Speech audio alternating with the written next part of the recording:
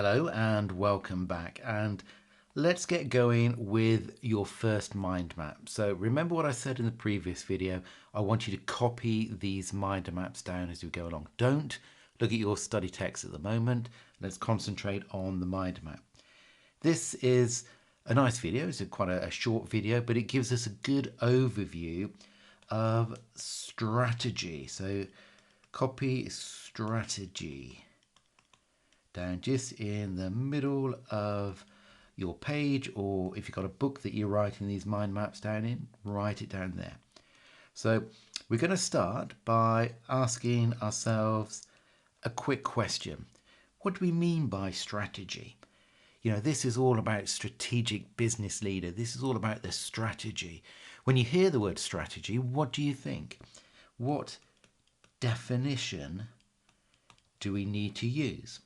Now, the first thing I'm going to say is there is no clear-cut definition of strategy.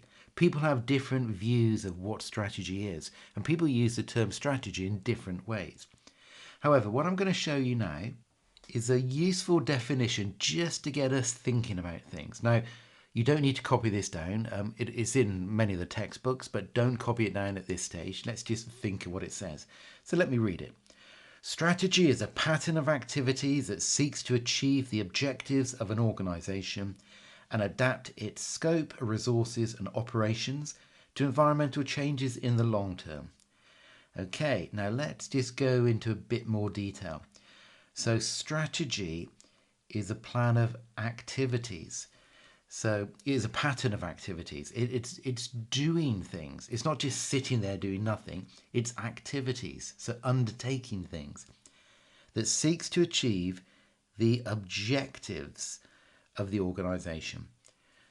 Okay, here's a question. What are the objectives of an organisation? What are the objectives of every organisation? Okay, now I'm going to introduce you to a useful phrase which you'll probably hear me saying quite a few times over this course. It depends. It depends. Okay, one thing you've really got to get into at the very start of this course is strategy. There are no clear-cut answers. A lot of it is it depends. So what's the objectives of the organisation? Is it to make a profit? Well, a lot of companies, especially if they're profit seeking, so commercial companies would want to make a profit. But what about charities? So the World Wildlife Fund, is their objective to make a profit? Well, hang on, we can sell polar bear meat to butchers, to restaurants. That'd make a lot of money. But hang on, is that really what the World Wildlife Fund is going to want to do? The objectives of an organisation, that depends on each individual organisation. And we'll be looking at all of these in more detail later on. Okay, so the first thing, it depends. But strategy is a pattern of activities that seeks to achieve the objectives of the organisation and adapt its scope, resources and operations to environmental changes in the long term. Okay, what resources does an organisation have? Well, we'll be thinking about money. We're accountants. We're nearly at the final stage of becoming a qualified chartered accountant. So surely it's all about money. But what about people? What about technology?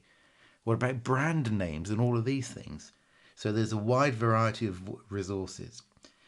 So strategy is a pattern of activities that seeks to achieve the objectives of the organisation and adapt its scope, resources and operations to environmental changes in the long term.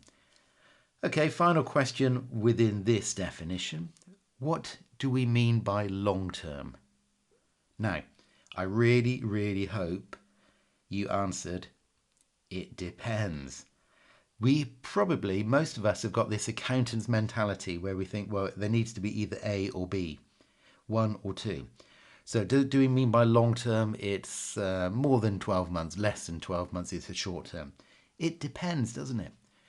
Let's compare two different organisations. Let's compare Airbus or Boeing and compare that with a fashion house such as Gucci or Armani. Well, the long term for Airbus or Boeing is a long term, isn't it? when they come to designing their new planes and everything, probably you're talking about 10 or 15 years. What about a fashion house like Armani? It's a very short, long term, isn't it? So the first thing, if you can kind of remember the gist of this strategy definition, great. But if not, the only important thing I really want you to remember at this stage is start to be challenging things by saying it depends. Okay, back to your mind map. Now, I've written definition there, and you'll probably notice I've written it in blue. If you do have different coloured pens, that's great, because I'm going to batch certain items in colours. If you've only got a black pen or a blue pen, it doesn't really matter, but if you have got coloured pens, that's great. So we know this definition is always about planning what we are going to be doing, how we're going to use our resources to achieve our objectives going forward. Okay, here's a good question for you. Why bother? Hopefully you can read my writing. Why bother? Why do we bother doing strategy? What do you think? Well, I think there are positives of undertaking strategic planning, of undertaking strategy within an organisation, but there are also negatives. So my thought is, and you're probably guessing this as well, the positives outweigh the negatives, otherwise we wouldn't have a whole course on strategic business leadership, but there are negatives as well. Now what I want you to do, and this is going to be really important, I want you to hit the pause button for a few moments, maybe 2 or 3 minutes, and just see if you can come up with 1, 2, 3 positives, 3 good points about why organisations undertake strategic planning. And then come up with 3 negatives of strategic planning. So it is really important that you do this. It will get your brain juices flowing and thinking about things. So pause it. Why do organisations, why should we bother? Please pause it. 3 advantages, 3 disadvantages. Welcome back. Now, hopefully on your mind map, you've written just 3 positives and 3 negatives, because you're more likely to be remembering it if it's in your own words. So what are some of the positives? Why do we do strategic planning? Well, I think one of the good things, it forces organisations to look forward. It forces them to see what's on the horizon, what's coming. How can they take advantage of their resources? So it avoids organisations just keeping their heads down and doing business as normal. Look up, see what's out there, see what we can do, what are the advantages, what are the opportunities, what's out there. What about providing a direction, a vision for that organisation? So it's not just treading water. If you jump in the sea and you're treading water, you're not going anywhere. Whereas if you swim in a certain direction, you're heading in that direction. So it provides a direction, a vision for the organisation. What happens if you're quite a large organisation? You have different divisions. You need that strategy to make sure all the divisions are heading in the same direction.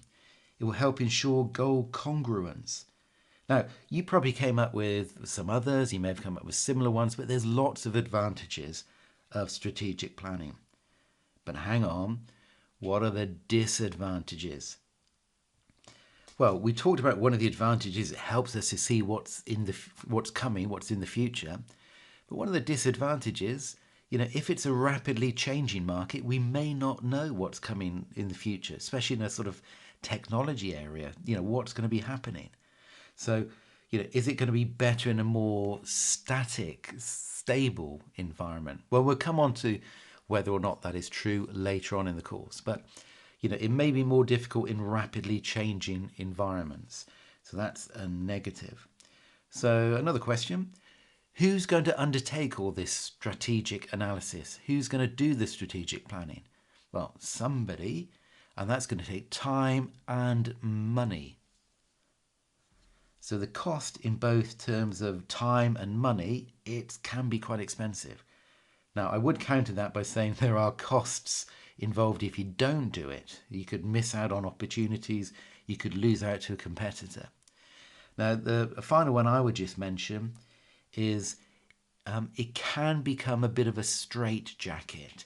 So what that means is that, if you have that plan, then sometimes organizations want to stick to that plan, even if things start changing. One final one I will just mention, which is a quite a well-known phrase when it comes to the disadvantages of strategy, is paralysis by analysis. Now, what that is saying in terms of a negative is that sometimes organizations spend so much time analyzing what they're going to do that they're paralyzed, that they don't actually do anything. So a negative of strategy could be paralysis by analysis. Okay, so let's just regroup. What have we done so far? We talked about strategy, we've given this definition, we said there are positives and negatives. Next thing I want to talk about, and I'm just going to do a little green line above there, and I'm going to draw a triangle there. Now we've got 3 levels of strategic planning. We have, if you can see that, CS, hopefully you can read that, CS, I'll come back to that in a moment. Then we have BS, and then FS. So what do you think the S stands for? Correct, strategy. It's all about strategy. So these are levels of strategic planning within an organization. At the top, we have corporate strategy. In the middle, business strategy. At the bottom, functional strategy. Sometimes that's known as operational strategy. Now, let me just break into a new whiteboard. There's no need to copy down what I'm doing in this new whiteboard, but it will just help you have a sort of an overview of what these different levels of strategy are talking about. Okay, can you remember what's at the top? It's corporate strategy. What's in the middle? Business strategy. And at the bottom, it's functional or operational strategy. So let's imagine we're thinking about a large global accounting company. So one of the big 4, for example. So what do you think their corporate strategy is on about? The corporate strategy is the big picture, for example. Now, I'll try and keep it sort of simple into, say, one sentence. Would you say the big 4, so let's imagine your PwC, Ernst & Young, or KPMG or Deloitte, is their corporate strategy tied into being a major fashion designer? Is it a motor car manufacturer? No, they want to be providing some of the top global consultancy, don't they? So they're a global consultancy firm aimed at the top. Now, the next level down, the business strategy, within the business strategy, you have SBUs, Strategic Business Units. And this is how an organization would approach the market. So if you think of somebody from the big 4, that could be, for example, audit. I think it's probably called assurance services or something like that, but say audit, I know, tax and consultancy. So they could split their business strategy into individual SBU, Strategic Business Units, and then that's how they would approach the market, attack the market. The functional strategy is tied in with the day-to-day activities. So that could be HR, for example, could be IT, could be marketing, could be procurement, and so on. Okay, so these are the more day-to-day activities. Here's a question. Which of those levels drives the business? It's the top level, isn't it? So the corporate strategy really drives the direction, but this is the important thing. Each of these levels should support it. So it drives from the top, but then each of these levels should support it. Now, let me give you an example. So here we're saying that corporate strategy is to be one of the top consultants to the global multinational companies. When it comes to audit, for example, the strategy within that SBU, within that strategic business unit, could be, say, we are going to target the largest 100 stock exchange quoted companies in each country that we operate. Now, does that kind of support it? Does that make sense? Well, yes, if they want to be one of the top multinational advisors, then yeah, it makes sense that they target these top companies. Okay, what about the functional strategy of HR? Let's say the functional strategy of HR is to minimize staff costs. Now, that is a strategy, but is that a legitimate strategy here that would support the business strategy of targeting top stock exchange quoted companies, which would support the corporate strategy? Well, no, because if you minimize staff costs, you don't invest in salaries for your team, you don't invest in training. So what's likely to happen? You're not going to get the right people. Well, if you get the right people, they're going to leave elsewhere, aren't they? So instead, what would be a better supporting strategy would be our HR strategy is to aim to recruit some of the brightest candidates out there and to support them in their development, in their training and personal development. And then there'd be various areas of that strategy which would follow through. Okay, does that kind of make sense? Hopefully it does. Okay, back to your mind map. Now, in your mind map, in the middle, draw a line up to the top and then turn right. And what we're going to talk a little bit about now is a gentleman called Anzoff, Igor Anzoff. Now, his theories were around quite a few years ago, in the 1970s, 1980s. He was really considered to be one of the fathers of business strategy. And he identified something known as the rational model. And that rational model had 3 stages to it. So first one began with A, second one with C, and then with I. Now, if you imagine, Anzoff said, right, we are going to undertake strategy. We're going to look at this business. So we are going to analyze. It's analysis. The first step, according to Anzoff, was we'll analyze. So, what are the resources we've got? What's happening in the market at the moment, in the economy? What's happening in the environment? Once we've analysed all of that, we then have choices to make. So analysis, choice. We make our choice and then we implementation. So analysis, choice, implementation. Now that was with a gentleman called Anzoff, and that's been modernised, that theory, because Anzoff said, right, we do rational model every year, every 6 months, every 2 years, and we will analyse, we will make a choice, and we will implement.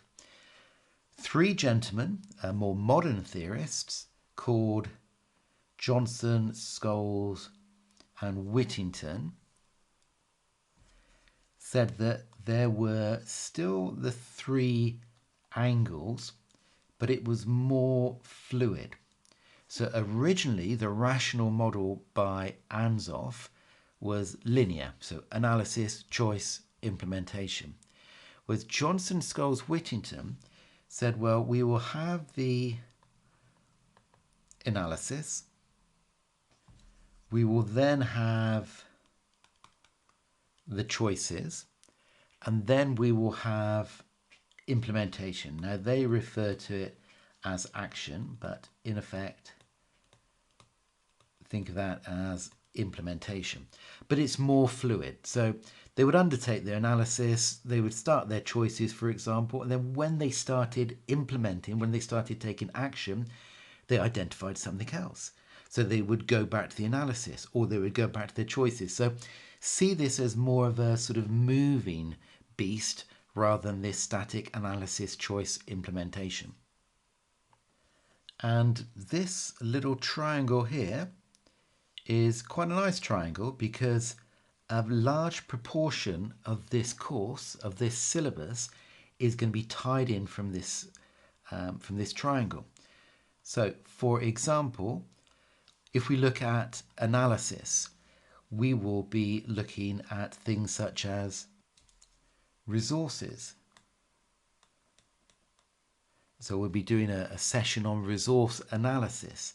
Remember, we are analysing what this organisation has got, for example. We'll then be looking at the environment. You may have heard of pestle analysis. I think it was covered way back at business and technology, which may have been accountant in business when you were studying it, or even F1, I think it was called many years ago. That looks at the environment. We'll also be analysing competition, the competitors. What are they doing? What are their strengths? What are their weaknesses? We'll also be looking at things such as the culture in the organisation, because that is important in terms of how we are going to sort of implement strategy, or what strategy we should undertake. And then just another one, stakeholders, quite an important one. When we come to designing our strategy, who are we trying to keep happy? It's the stakeholders, isn't it? Who are the stakeholders? Who are the important stakeholders? So all of these, we're going to be looking at individual sessions on those. Now, when it comes to choices, we want to be able to generate choices. So, we've analysed what we've got, what the competition's doing, what's happening in the environment, what our stakeholders want. What do? What are the options we've got? Let's generate some of those. So we generate choices, we generate possibilities. What do we then have to do? Evaluate.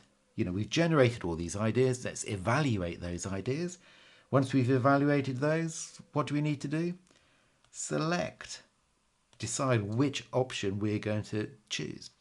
And we'll be talking about things such as Anzoff's matrix, Porter's generic strategies, all of these within choices. When it comes to action and implementation, one of the biggest things we'll be looking at is change and change management. Because if you think, when organizations introduce new strategies, it's unlikely that things will remain exactly the same. Change is a constant. Things are always changing. And when it comes to change, there's lots of change management techniques we can have in terms of the human resources we've got and things like that. So that little triangle there, Johnson, Scholes, Whittington's, is key, because a lot of stuff is going to flow off from that into individual sessions that we're going to be doing. Okay, now just moving on, just to finish down here, the bottom left, we are going to draw a line down to the bottom left, and this one is going to be talking about strategic drift, D-R-I-F-T, strategic drift. And this is really just something to be aware of at this stage, and it's quite obvious once we sort of draw the diagram, and there's a nice clue in the name of strategic drift. It's where strategy drifts away, so moves away from what the ideal position should be. So on here we'll have time, and I will just put change, and it'll become clear what I'm talking about in a moment. So if we imagine over time the environment has sort of changed, that goes in that direction. And by environment, I'm saying that really, had the organisation known what the movement in things happening in the environment was going to be, that would be the best place to follow that line. Now, what happens, they start off with the strategy here. Let me do it in a different colour so it sticks out. They start off on the strategy here. They follow certain methods. They then do small incremental change. And then after a time period, that incremental change, the route they follow starts to drift away from what it should be. And then there's the next stage, which is called phase 3 flux, where it starts to really sort of move. And then before you know it, we're now at this stage here where, and I'll put this in red, there that's where they should ideally be. That's where their strategy has ended up. So they are in completely the wrong direction because their strategy has drifted away from where it should be. Now, almost if I take a step back in simple terms, it's saying actually the strategy hasn't kept up with what it should be, is another way of looking at it. Now, what could cause that gap? Well, there could be very rapid changes in technology which the company haven't kept up with. There could be new products have come on the market which the company hasn't kept up with. And we're going to be looking at all of these as we go along. But then the next stage here, they need to know, is there going to be transformational change?